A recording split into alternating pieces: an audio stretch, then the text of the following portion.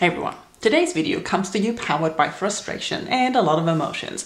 I really can't concentrate today. I have a lot of ideas and things going through my mind and I don't know which one to make a video about, so I decided to make a video about all of the things that I'm thinking and being angry about today. So the first thing I am not really angry about, but is something that I want to tell you to start off, is that I don't like to be told what to do. And it's often why I am pretty much immune against peer pressure.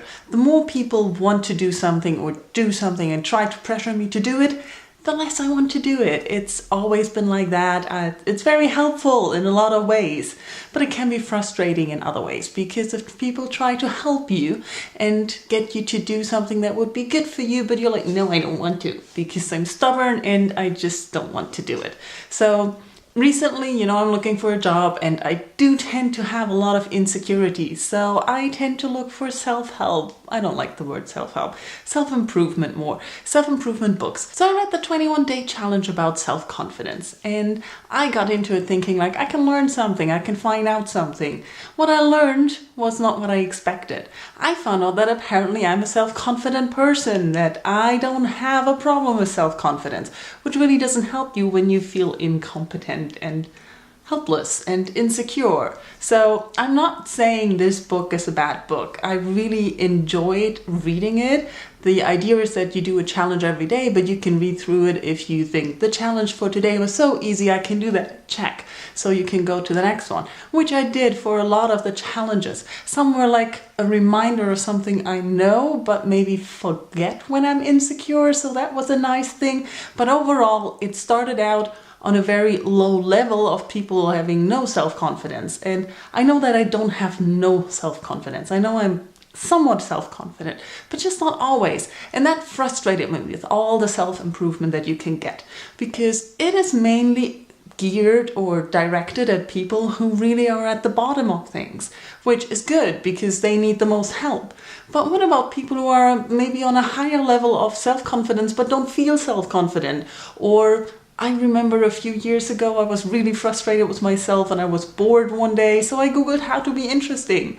Turned out I'm a very interesting person, but I didn't know that and I still don't feel it. So what do you do then if you don't feel interesting, but every help and improvement you find tells you you are? That doesn't change anything. So that's a power of frustration where I'm at right now. Then we have the diversathon.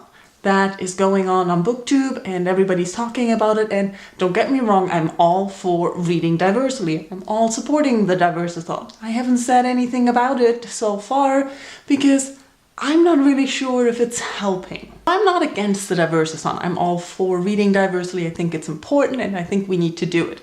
But I hope that now after it's over, now that week is gone, that people don't go back to what they've done before. And we've had this discussion about reading diversely for years and years and years.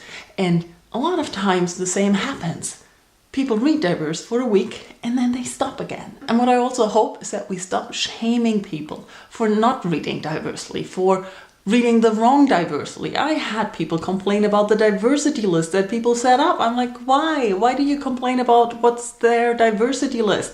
Let them read as diversely and the kind of diversity that they want. So I hope that from this we learn and look more for diversity and not only decide this is the right diversity and this is the wrong diversity.